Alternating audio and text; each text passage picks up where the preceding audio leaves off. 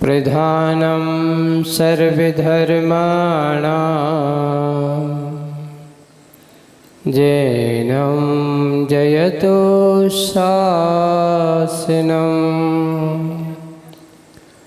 वन्दे विद्यासागरम्। बोलो शासनदेव भगवान महावीर स्वामी की। सभी लोग बोलो जय हो। देवादिदेव 1008 मूलनायक श्री शंभुनाथ भगवान की जय हो।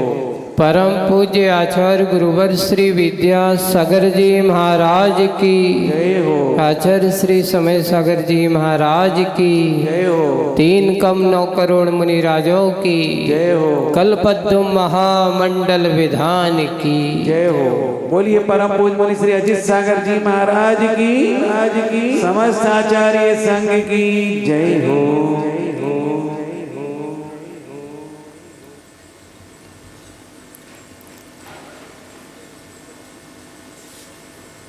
अध्यात्म की दृष्टि से अपन चिंतन करते हैं,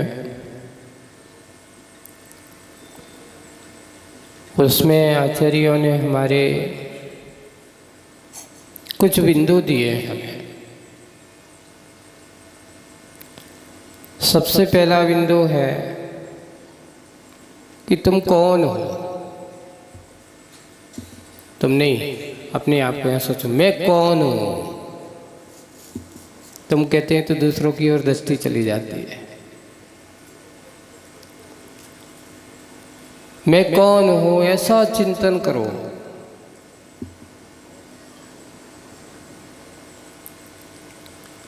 तुम्हारा क्या है, इसका चिंतन करो।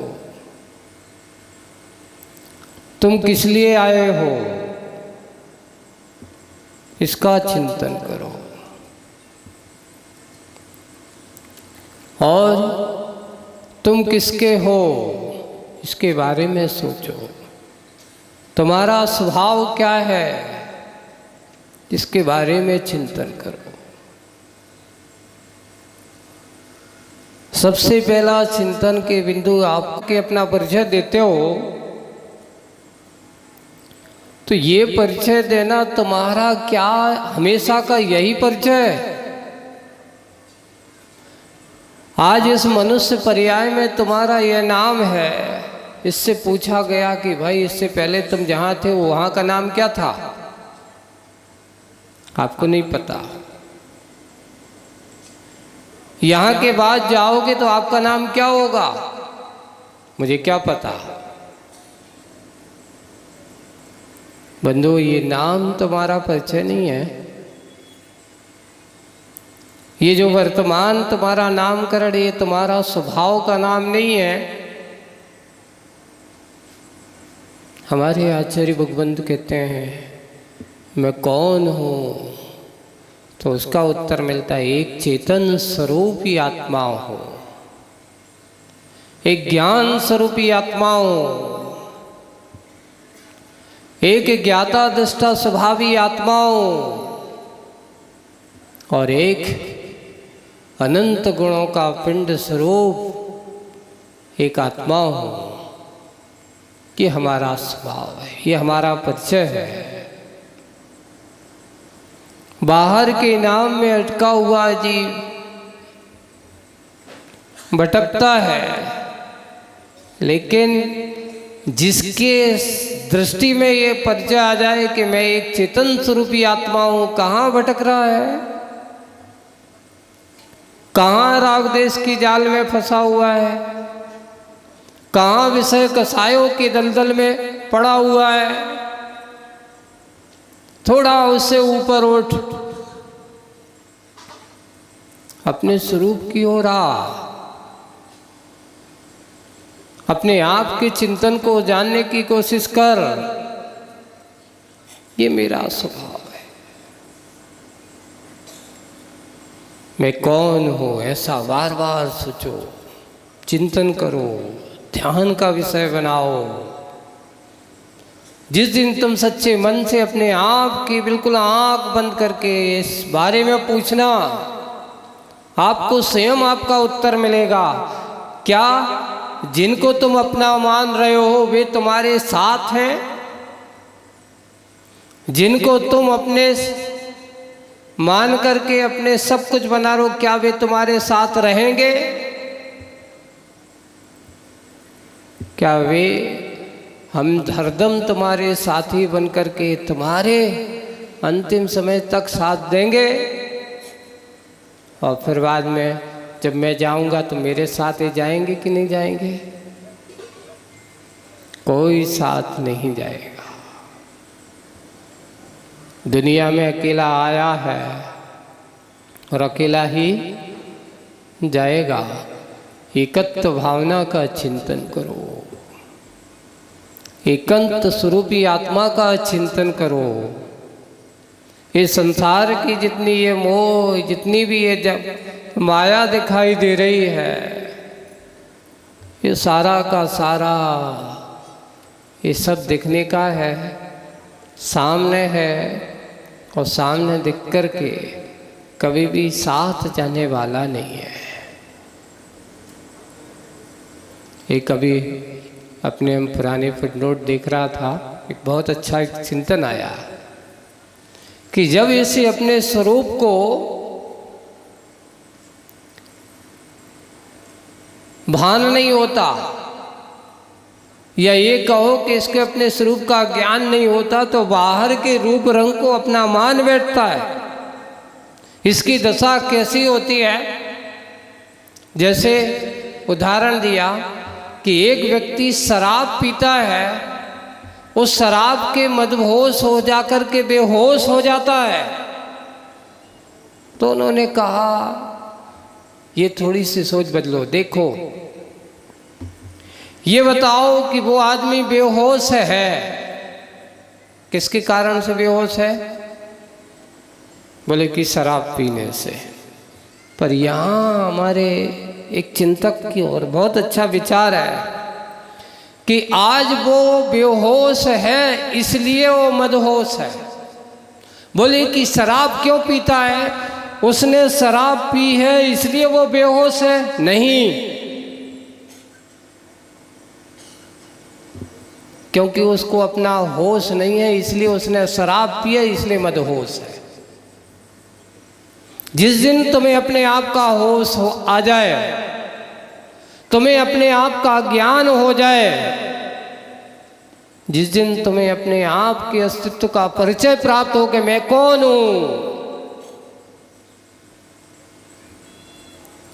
तुम्हें ये मोह की मदिरा का होश, जो मदहोश हो, मेरे तेरे में जो गाफिल हो,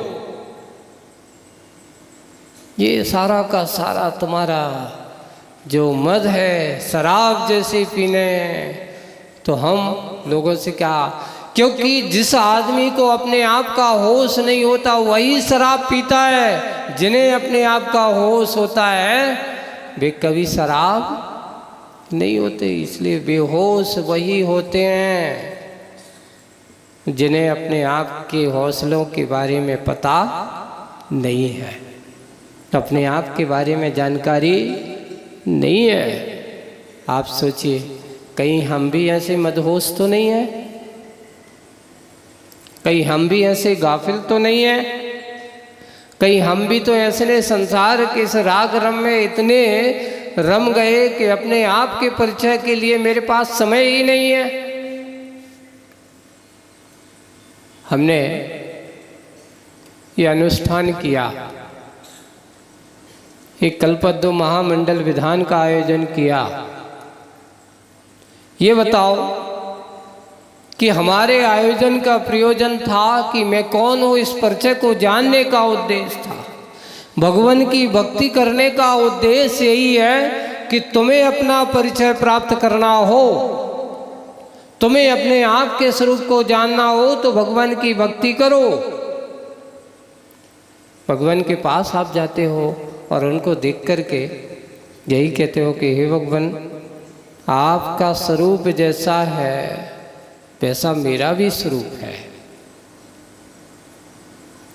जैसे आपने इस अरहत अवस्था को प्राप्त कर लिया, वो दिन मेरा कब आएगा? मेरा सौभाग्य कब होगा कि मैं भी आप जैसे स्वरूप को प्राप्त हो जाऊं, अपने स्वरूप में रम जाऊं। ये हमारी दशा कब होगी भगवान? मुझे कब आप जैसे स्वरूप की प्राप्ति होगी? ये हमारा परिचय होना चाहिए। हम आज की इस परिस्थितियों में संसार के विषय कसायों के जाल में इतने फंस गए हैं, इतने फंस गए कि हम अपने आप को पूछ ही नहीं पाते कि मैं कौन हूँ। दूसरों के परिचय में लगे रहते हो, दूसरों के रिश्ते नाते में, ये हमारे फलाने हैं, ये हमारे रिश्तेदार हैं, ये हमारे ये हैं। उस रिश्तेदार से पूछना तुम कौन है, वो तो ये बता देते ये हमारे ये हैं। वो अपने दूसरे एक दूसरे को बताते रहते हैं। जब तुम उनके यहाँ जाना तो वो तुम्हारा परिचय कराएगा और वो आएगा हम उनका परिचय कराएगा।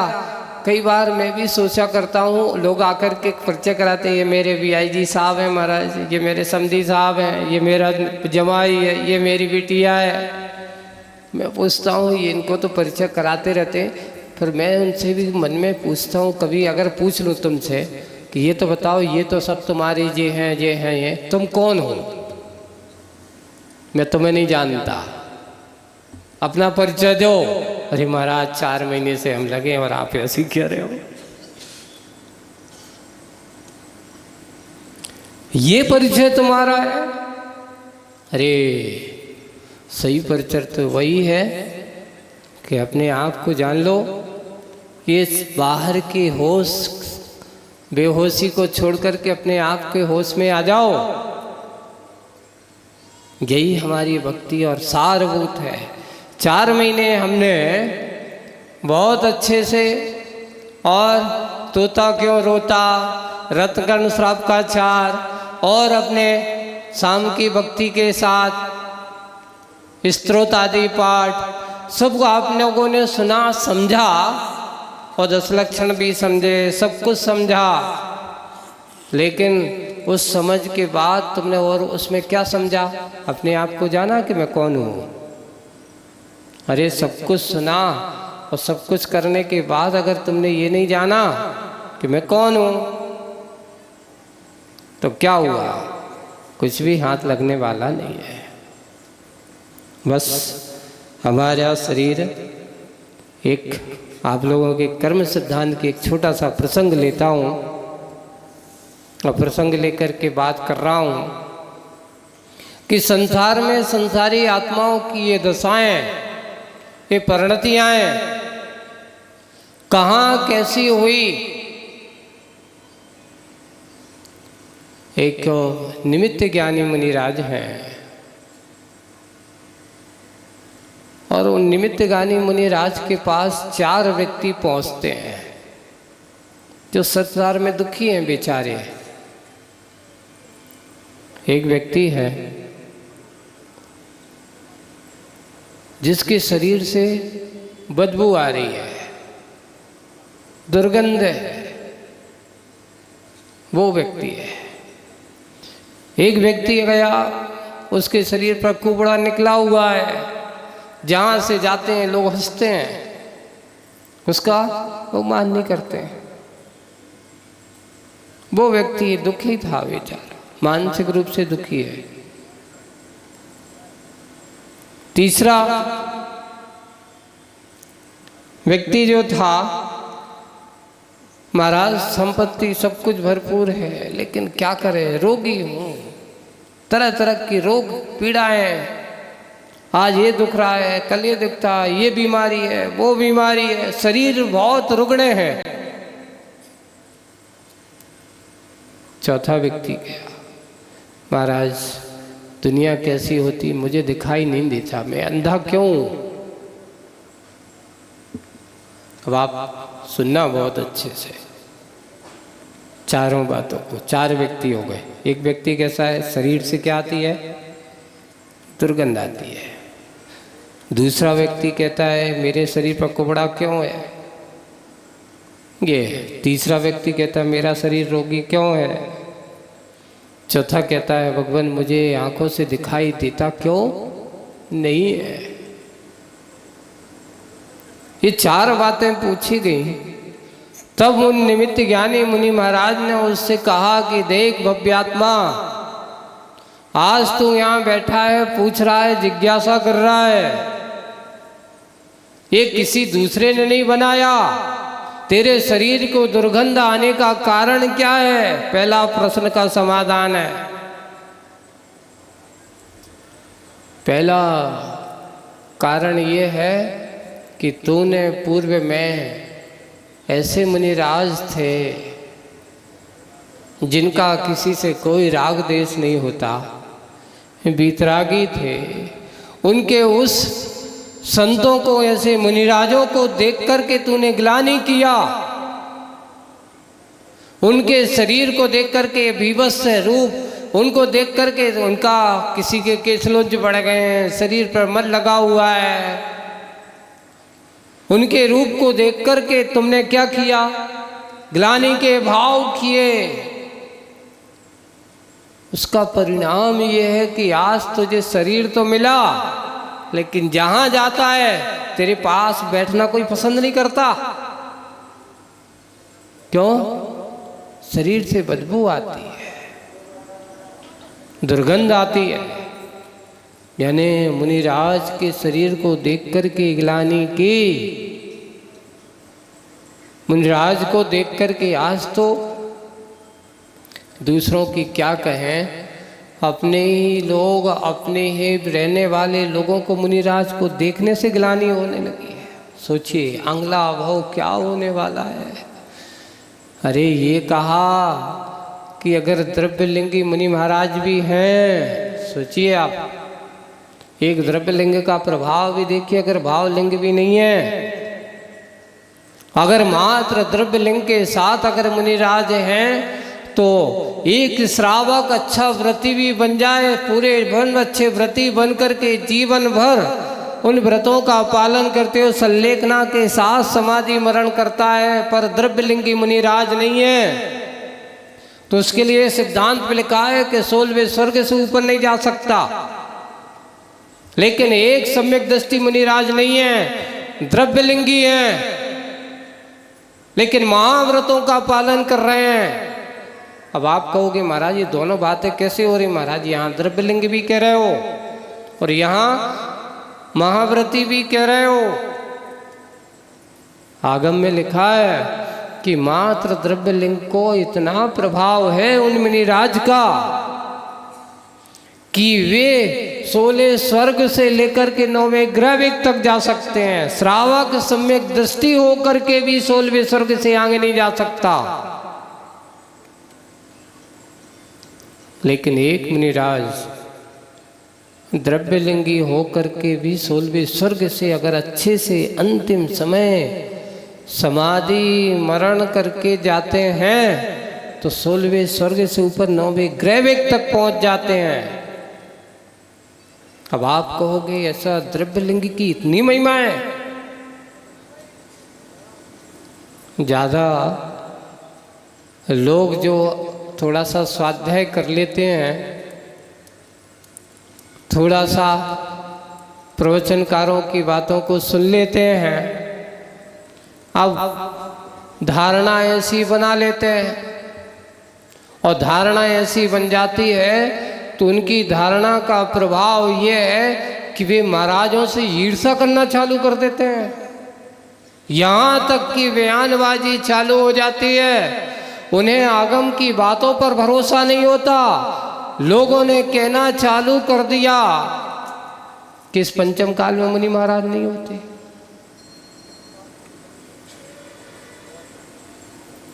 अब सोचना, जो ऐसा कहता है क्या वो सम्यक दृष्टि हो सकता है?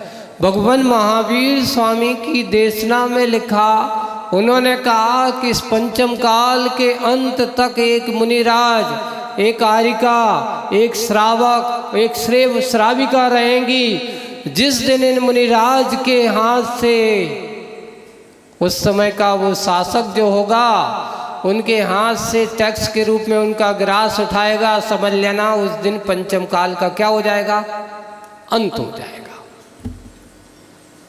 क्या ने पंचम काल की भविष्यवाणी केवल ही भगवान की वाणी का ये उपदेश है कि पंचम काल के अंत तक मुनिराज रहेंगे। तो आज जो लोग कहते हैं कि अरे आज तो मुनिराज है ही नहीं है, पंचम काल में मुनिराज है ही नहीं, तो क्या वे केवली भगवान से बड़े हो गए? क्या वे भगवान महावीर से बड़े हो गए? आज जो मुनियों की निंदा करने वाले जो ऐसे होते हैं, क्या वे भगवान की देशना से बड़े हो गए? नहीं, इनकी बातों पर गाफिल मत होना। बहुत सारे प्रवचनकार मिलेंगे, लेकिन प्रवचन उनके ही होते हैं जिनके जीवन में उत्कृष्ट चर्या हो। गृहस्थों को प्रवचन का अधिकारी नहीं कहा। प्रवचन का अधिकार तो मुनिराज, आगम की गद्दी, आगम को सुनने का अधिकार तो कहा है, पढ़ने के लिए प्रवचन। हाँ, तो महाराज फिर उनके प्रवचन, उनका संबोधन हो सकता है, उद्बोधन हो सकता है, विचार हो सकते हैं, चिंतन हो सकते हैं। प्रवचन के लिए तो आचार्यों ने कहा मुनिराज ही एक ऐसे हैं जो प्रवचन की बात करने वाले। क्यों? जो करते हैं वो कहते हैं। अब होता ये कि महाराज हम तो बन नहीं पा रहे, कह नहीं पा रहे, मुनिराज जैसी चर्या कर नहीं सकते हैं। 4 बार भोजन की ज़रूरत है, बार बार पानी की ज़रूरत है, और हम इस प्रकार के केस लॉन्च करना, पैदल चलना, ये हमारे संभव नहीं है। तो क्या करें? एक नया मार्ग बनाओ, लोगों की मानसिकता बिगाड़ो, लोगों के नए विकल्प दो, और वही है एक नया संप्रदाय, एक नया रूप खड़ा कर दिया जा रहा है। संयम से भाग करके संयम की ओर ना जोड़ करके उन्होंने असंयम की शिक्षा दे करके, और मात्र अपने आप को अध्यात्म का वक्ता बना लिया, और वक्ता बना करके उनको असंयम से जोड़ा जा रहा है। उनको कहा जा रहा है कि मुनिराज तो समझो, इस भाव में तो तुझे शरीर मिल गया, अगले भाव में शरीर कैसा मिलेगा? क्या तुम्हें ये शरीर मिलेगा? ऐसा शरीर नियम से अंगला भाव दुर्गंध शरीर वाला बनेगा, कोई भी तुझे पसंद नहीं करेगा। ऐसा पहला व्यक्ति उसके लिए कहा। दूसरा व्यक्ति ने क्या पूछा था? मेरे लिए ये दूसरे व्यक्ति ने कहा कुबड़ा क्यों हुआ? तो वहाँ महाराज ने कहा कि देख, एक बूढ़ी महिला थी बेचारी, अब कर्म के कारण, उम्र के कारण से कमर उसकी झुक गई थी, लाठी हाथ में लेकर के चल रही थी, और तूने क्या किया? उसकी झुकी हुई कमर को देख करके हंसी उड़ाई। तूने उसकी और हंसी उड़ाते हुए उसकी लाठी जिससे चल रही थी, उसकी लाठी छीन लिया, छुपा दी। बेचारी उसके सहारे चला करती थी, कमर झुकी हुई थी, लेकिन तुमने उसको हंसी का पात्र बनाया, और हंसी का पात्र बनाया कि तेरा परिणाम ये कि आज तू जहाँ भी जाता है सब लोग तुझे क्या करते? हंसी का पात्र बना हुआ है। कुबड़ा इसलिए बनाया है तो वो तो उम्र के कारण से, अपने कर्म के उदय के कारण से उसकी कमर झुक गई थी। अब तो तेरे जीवन भर तेरी कमर पर ये क्या है? ये तेरा कर्म, पुराना कर्म बंद कर करके सामने आया है। इसलिए कभी किसी के शरीर को देख करके उपहास मत उड़ाओ, किसी के रूप को देख करके उपहास मत उड़ाओ, किसी के अंदर ऐसी दशा अगर देखते हो तो हंसी मत उड़ाओ। अरे होता है कि हम थोड़े से राग में इतने रंगित हो जाते हैं राग के कारण से इतने अपने आप को गर्वित करते कि सामने वाले व्यक्ति के पास अगर गले में थोड़ी सी जेवरात या कुछ नहीं है और एक आदमी के पास बहुत है तो सामने वाला तन करके है तेरे पास क्या है, मेरे पास दे। अपने आप को अहंकार से तान लेता है। ये समझ लेना तुम्हारा भाव बिगड़ने वाला है। अहंकार मत करो, कभी ईर्षा मत करो। अगर तुम्हारा पुण्य है अपनी ठीक है, उस पुण्य का है, लेकिन जिसके पास जो है जैसा है वैसा है उसको कभी हंसी का पात्र मत बनाइए, कभी उसको निंदा मत करिए। हमेशा जो भी है। और सामने वाले व्यक्ति से भी मैं कहना चाहूँगा कि तुम्हारे पास नहीं है सामने वाले का तो अपने आप को हीन दीनहीन भी नहीं, क्योंकि अगर तुम ऐसा हीन भावना रखते तो तुम्हें नीच गोत्र का बंध होता है। अपने आप को ये सोचते कि मेरे पास नहीं, सामने वाले के पास, तुम्हारी उससे गिलानी होगी, उसकी निंदा करोगे।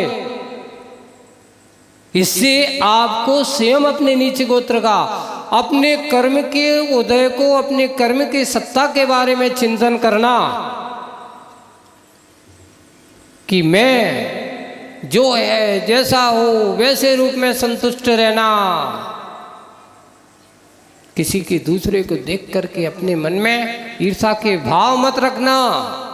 अगर आप ईर्षा के भाव रखोगे, उसकी निंदा करोगे, तो तुम्हें नीच गोत्र का बंध, यानी इस भाव में जो मिला वो भी अगले भाव में वो भी मिलने वाला नहीं है। ये चिंतन हमारा होना चाहिए।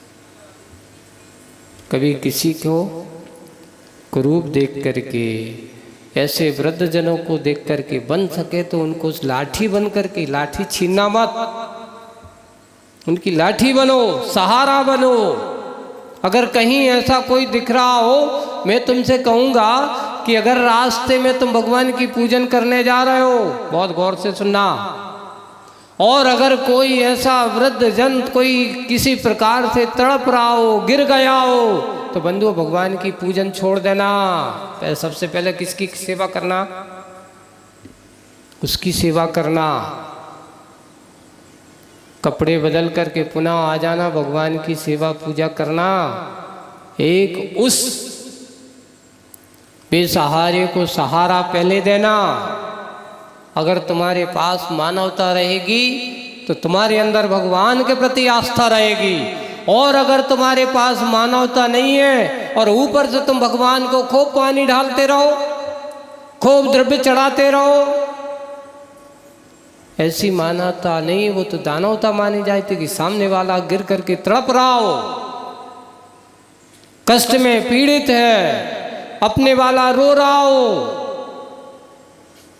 ऐसी पूजन से कोई फायदा नहीं है।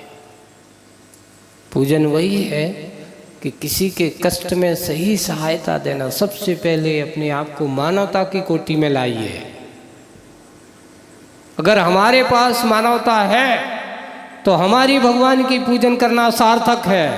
अगर मानवता नहीं है तो आपको भगवान की पूजन करने से कोई मतलब, कोई फायदा नहीं है। इसलिए हम सबसे पहले अच्छे आपको मानवता की कोटि में लाए, तो बन सके। किसी को सहारा बनो, बेसहारा मत करो, किसी को धक्का मत दो, किसी का बुरा मत सोचो, अच्छा सोचो। तुम अच्छा सोचोगे तुम्हारा अच्छा होगा। किसी का बुरा सोचोगे, उसका हो या ना हो पर तेरा बुरा तो हो गया, हमारा बुरा तो हो गया। ये बात को हम बहुत अच्छे से चिंतन करते हैं। तीसरा व्यक्ति ने पूछा कि भगवान मेरा शरीर रोगी क्यों है?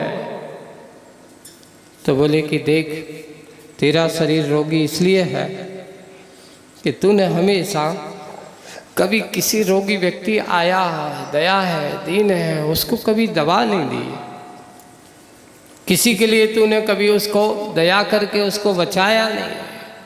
आज ये दशा है कि तू तड़पते व्यक्ति को देख करके तूने करुणा के भाव रखते हुए कभी उनके ऊपर दया नहीं की। आज ये है कि तेरा परिणाम ये है कि शरीर तो मिला है, धन संपत्ति मिली हुई है, सब कुछ मिला हुआ है, लेकिन शरीर के बड़े बड़े डॉक्टर, बड़े बड़े संपत्तिवान, बड़े बड़े उद्योगपति, बड़े बड़े लखपति, करोड़पति, अरबपति, उन व्यक्तियों से पूछना कि तुम्हारे पास ये है, लेकिन तुम्हारे भोगांतराय कर्म का क्षयोपशम नहीं है। क्यों? बीमारी है। अगर मैं उसका उपभोग करने जाता हूं तो फिर जीवन सुरक्षित रहना मेरा संभव नहीं है। उसका कारण यह कि तुमने पहले किसी के भोगों को छीना होगा, किसी के रोगों का उपहास छोड़ा होगा, किसी के कष्ट को देख करके हंसा होगा। आज तुझे उसका परिणाम यह है कि तुझे रोगी शरीर मिला हुआ है। और चौथा, अंधा क्यों? तो उसका कारण है कि किसी की अच्छाई को देख करके तूने निंदा किया होगा, अच्छा नहीं देखा। तूने किसी दूसरे के रूप को देख करके उसके रूप की निंदा की होगी। तूने किसी की अच्छाई को देख करके उस अच्छाई को बुराई के रूप में परिवर्तित किया होगा। उसका परिणाम ये है कि तू किसी की अच्छाई को नहीं देख सका। आज है कि तुझे देखने की क्षमता ही, मनुष्य तो बन गया पर अब देख नहीं सकता, अंधा जीवन मिला है। यही है कर्म की विचित्रता। हम ना जाने अज्ञान दशा में कैसे कैसे कर्म बांध लेते हैं, और बांध लेते तो उसका परिणाम यह है कि अच्छाई उन्हें दृष्टि नहीं करती। एक बहुत अच्छा दोहा मिलता है, सर्प डसे तब जानियो नीम प्रेम से खाए। चाव से खाए या प्रेम से खाए। सर्प डसो तब जानिए नीम चाव से खाए, और कर्म डसे तब जानिए जिनवाणी ना सुहाए। जिनवाणी सुनने वाले कितने हैं?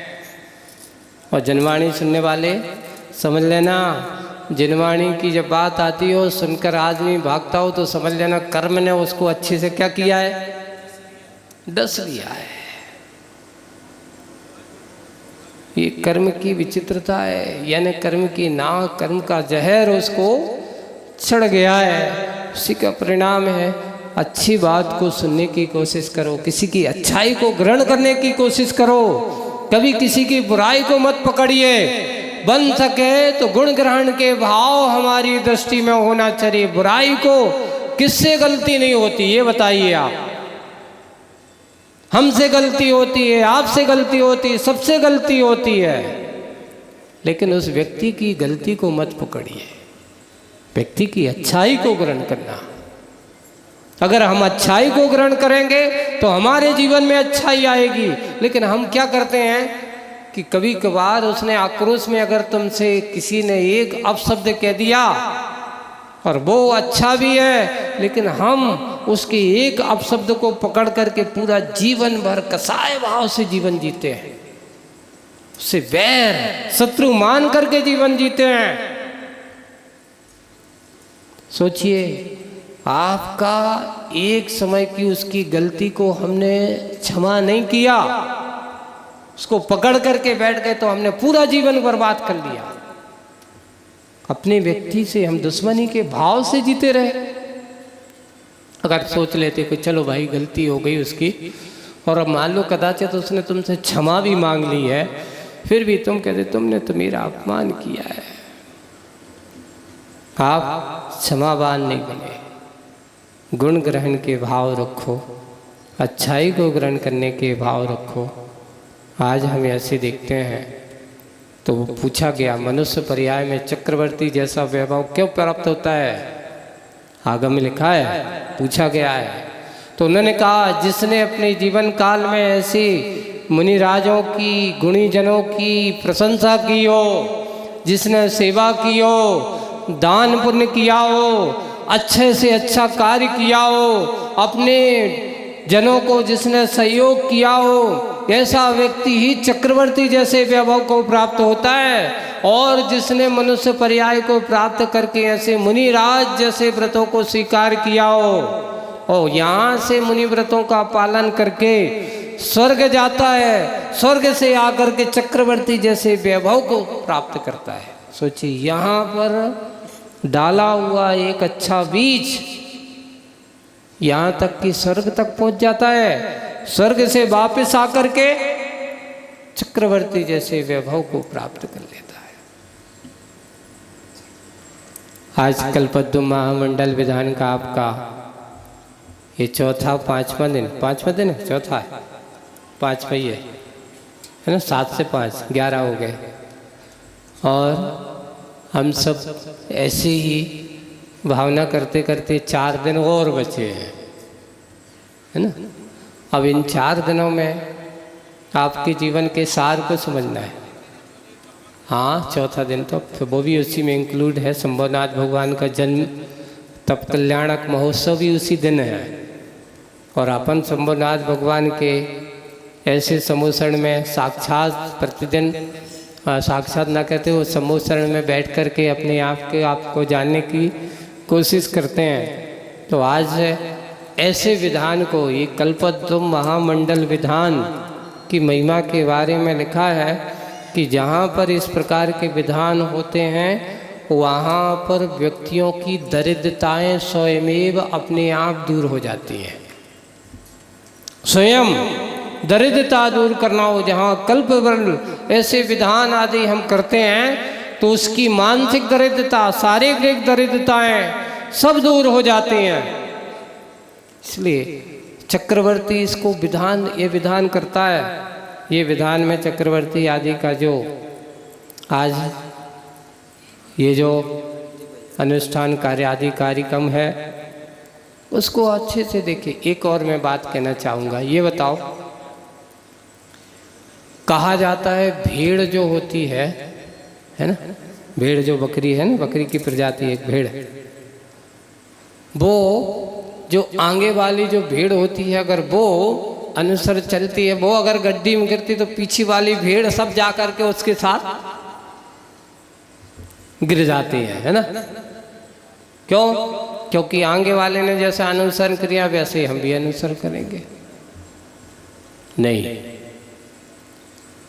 तो कम से कम भी तो कौन है, पंचेंद्री वो भी है, त्रियंश है, पर उसको उतना विवेक ज्ञान नहीं है। पर आप पंचेंद्री हो, संगी हो, मनुष्य हो, विवेक ज्ञान भी है, सब कुछ है ना। तो विवेक ज्ञान वही माना जाता है जो अनुशासित हो, शासन में चलता हो। ऐसे समय पर अपने आप को मान अभिमान नहीं, ऐसे समय पर अपने आप को सोचना चाहिए कि भाई एक दूसरे की ये प्रशंसा का अनुभव हमने होता है, ये अच्छे कार्य की अनुशंसा हुआ करती है, हम उस अनुशंसा को प्रशंसा का रूप, निंदा का रूप ना लें।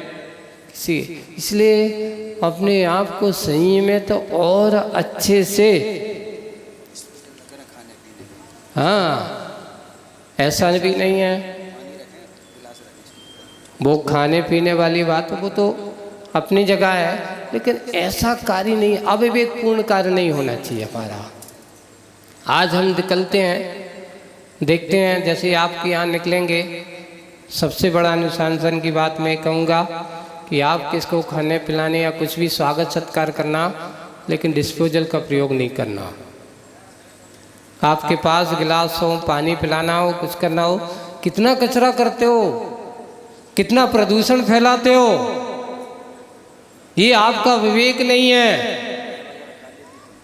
जब आप जाकर के वो फेंकते हो और वो जाकर किसी गाय ने खाया, उसके पेट में गया, उसका जीवन संगी पंचेंद्री जीव की हिंसा का दोष लगता है।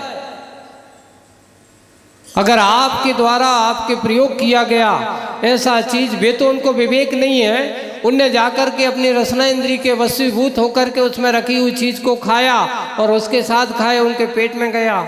आए दिन देखते हैं किसी के पेट में 10 किलो, किसी में 20 किलो, ऐसी।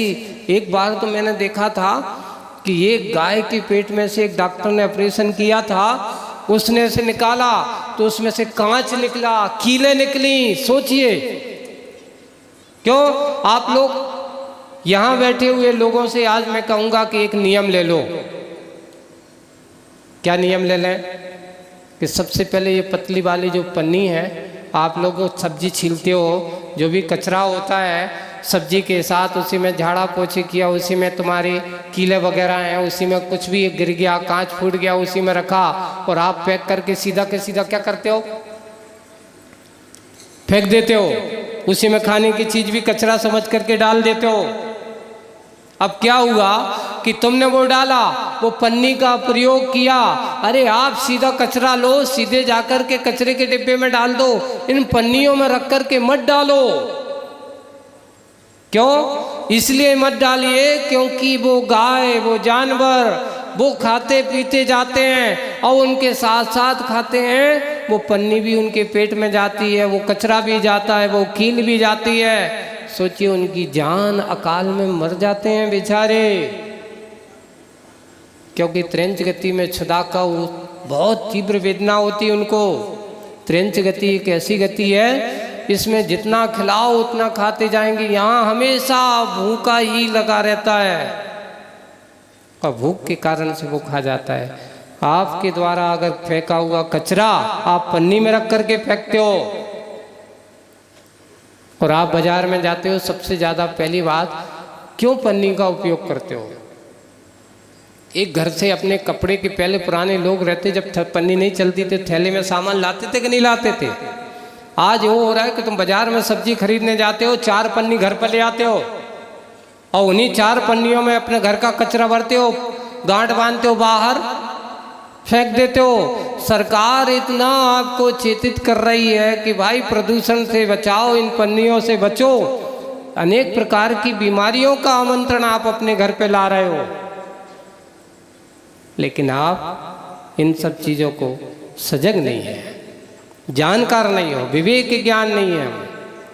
ये प्रदूषण सबसे ज़्यादा आए दिन अभी लिखे हैं, कहा जाता है कि ये प्लास्टिक की जो है ना, थर्माकोल, मोम वाले गिलास हैं, इनमें रखी हुई चीज़ पीते हो, इसके अंदर जो बनाया हुआ है, मोम लगाया है, वो आपके उस गर्म पदार्थ डालते ही उसमें घुल जाता है और जैसे ही घुलता आप पीते हो।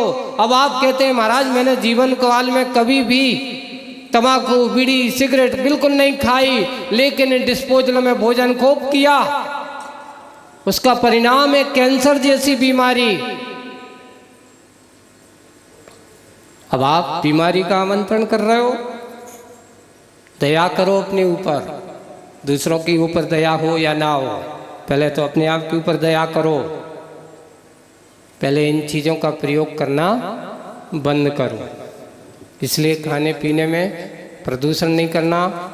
कोई भी हो, अपने घर पर 10-50 गिलास पानी हो, स्टील के गिलास हो या नहीं है तो अच्छे तुम्हारे घर पे रखो, अच्छे सेट बनाओ, पीतल के गिलास हो। पहले के लोगों को घर में रहते थे, हाँ, कांसा पीतल ऐसे अच्छे उत्तम धातु होना चाहिए। कहाँ जगन ने पंचम काल के डिस्पोजल में खाने पीना चालू कर दियो, बेफालतू को कचरा करते हो। इससे अच्छे तो मैं कहूँ कि दोना पत्ता अच्छे हैं कि कम से कम ये प्रदूषण अगर गाय खाए भी ले तो उसको कम से कम भोजन भी बन जाता है। पत्ते की उस पर बनाते हैं। आप लोग विवेक ज्ञान हो, जैनी हो करके अहिंसा धर्म की आराधना करने वाले हो, तो सबसे पहले कोई भी कार्य करने के पहले आगे पीछे की सोचिए, विवेक ज्ञान का प्रयोग कीजिए। हम चाहे अपने शादी विवाह हो, चाहे अपने घर के परिवार के हैं, एक संकल्प लें कि मैं ऐसा कोई काम नहीं करूँगा कि जिससे किसी जीव को उसके लिए मौत का संकट बन जाए। तब तो हमारा धर्म की आराधना कहीं सार्थक होगी। आज का ये बहुत अच्छे से अनुशासन के साथ जो भी कार्य ब्रह्मचारी जी आपको बताएंगे उनको बनाएं, और बना करके इतना ही कहूँगा कि हम अपने आप को मानवता की ओर दृष्टि से जोड़ें, अपने आप के इस कार्य को बहुत अच्छे से करें। इसी भावना से बोलिए आचार्य गुरुवर श्री विद्यासागर जी महाराज की। चलिएगा, बोलिए।